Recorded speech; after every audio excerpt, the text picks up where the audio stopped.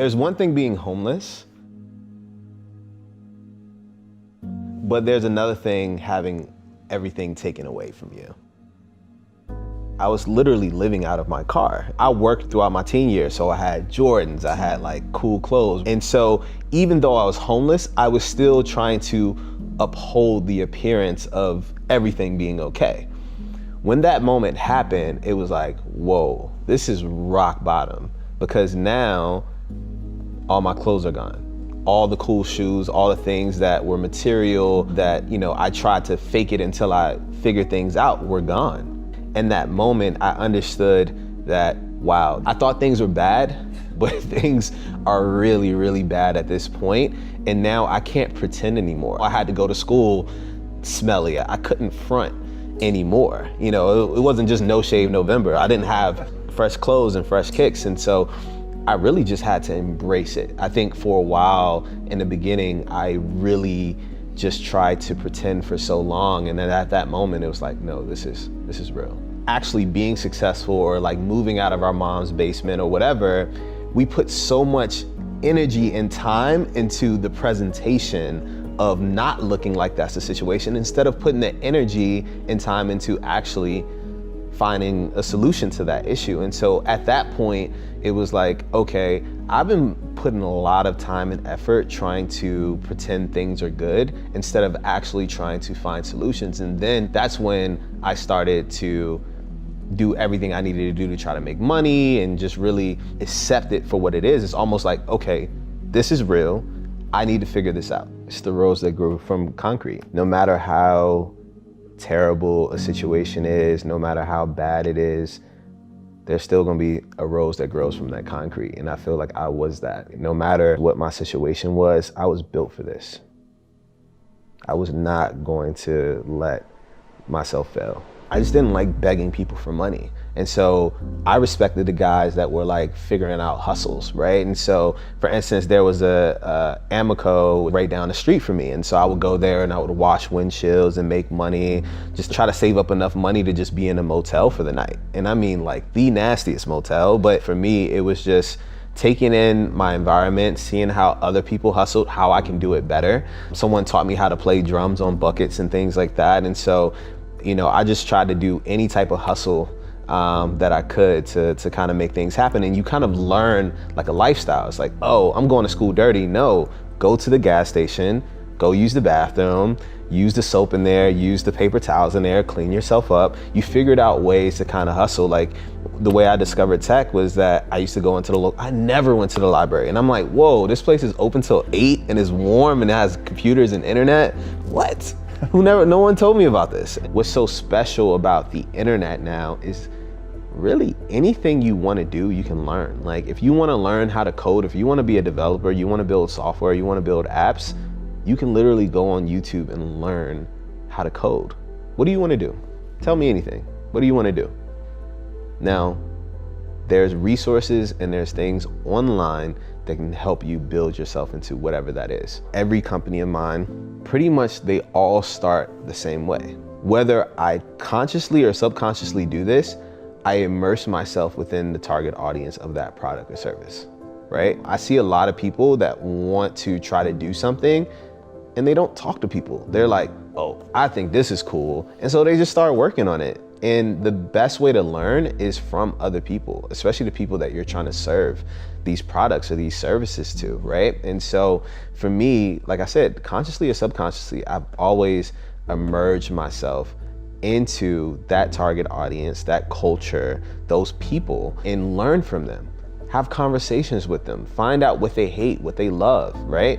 And that was extremely important. And when you start to immerse yourself within this, right, you're gonna wanna do more research for like art. Being a young Black guy in the art space, it doesn't happen, right? It's not a lot of us. And I'm like, yo, why is that, right? And so then I start to do my research and I start to learn why things are the way they are. So it's like, wow, I put myself in this space, I'm starting to identify problems. Now I want to research why these problems are problems and then figure out ways that I can tackle these problems, right? And so it's just like this step-by-step process. And then when I think I find a solution to those problems, I go back to that target audience and I start saying, how do you guys feel about this? Or try this out. What do you think about this? It's such a collaborative experience. It's not just about you getting on the internet and just researching things. I think it's about talking to people and really bringing different, minds into the mix. At the end of the day, man, you really gotta want it. You gotta really want it. And I think the problem is now with social media. Before, when I was growing up, I didn't see all these examples of people having cool cars or doing cool shit all the time, right? And now with social media, I don't care if you're in in the middle of nowhere, you can log on to Instagram and see just this whole world of experiences and things. The problem is, it's like, oh, well, these people have it, so I should be able to have it. And it's just like, man, you don't see the work that goes behind this, man. I started my first marketing job at 14. I'm 10 years into entrepreneurship. It wasn't until the past few years where I started really getting recognition for it, right? And so people don't see all that it takes to even get to that point, and that's the problem. And so they think it's supposed to be this overnight thing. Oh, I started an LLC, give me money. No, that's not how it works. This is a marathon. This is not a sprint, right? You never know when that moment is gonna happen in your life where you find that passion or you figure it out. The fun part is just trying a bunch of stuff. Like when you get to a point where you can just try a bunch of stuff, it's like, hey, sit down, make a list. I'm interested in all these different things, right? Okay, I'm interested in these top 5 things. Now, how can I do something that not only am I passionate about with one of these top 5 things, but also make at least enough money to just get by? Travel, get out of your comfort zone, meet people from all different types of backgrounds. If you wanna build a product or service or company that you wanna build at scale, and your friends are only the homies that you've been hanging out with since, middle school, probably should meet some more people, get to know them, travel the world, and even if you don't have the resource to travel, the internet, learn about different cultures, learn about different people. I took a year of learning. I just took a year to learn. Just learn a space, get to know people, figure things out. Because even though I had been in the space for a little while, I was more intentional about it. Before it was, okay, I'm just here because I love art, and so I've been meeting these people and learning about this, and this is what's needed. But then I said, no, I want to be intentional about doing this. And so I shifted my energy, I shifted my time, and I really got into it. And it's also something that I love to do, right? And so, yeah, did I miss out on revenue? Did I miss out on, making more money in 2018 and all this other stuff? Yeah, of course, yeah. But at the end of the day, I'm going to launch a much more successful business when I do launch it. And it's because I took the time to learn. And I just think that people are in such a rush to have something, especially money. Money is like, oh, I gotta get more money. But it's like, if you launch something that's poor or shitty, and even at a point where I had accomplished so many things, I almost did it, right? We're not perfect. I'm not perfect. I still fuck up all the time, man. Fuck up earlier today, right? So we mess up constantly, but it's identifying that and saying, wait, let me take a step back and let me do this the right way. And I have that mentality. And I understand that now that I grew from that concrete, I'm starting to plant my seeds, and there's more roses growing. We're planting seeds in places that people are like, man, it'll never grow here, right? And we're like, no, it can. Because there's a lot of people out there that have the heart, that have the talent, that have the ability. They just have to see that someone else can do it.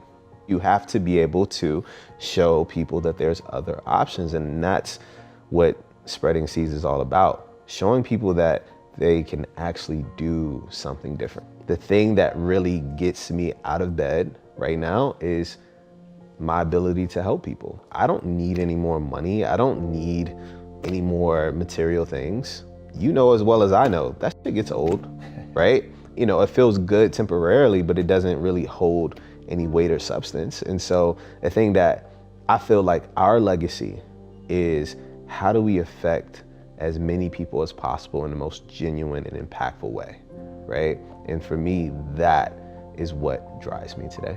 A lot of times the thing that's stopping us from being the person that we truly want to be is ourselves. It's usually ourselves. And I think being able to identify mental health, depression, anxiety, all these things that we're dealing with, and say that we want to make a change, and we humble ourselves to want to make that change, is one of the biggest barriers that one can break through.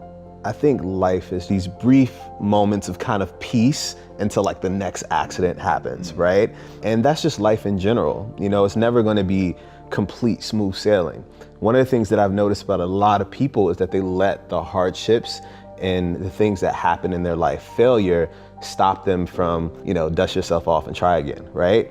And for me, I've just never let anything or anybody prevent me from achieving what I want to achieve. And if you say I can't do something, if I fail, if I, mess up, it just motivates me even more. I just become even more hungry. And so I've always just had this, relentless mentality. I don't take, no for an answer. I don't take failure or accept failure at all. And it's just always been kind of in my heart to not give up.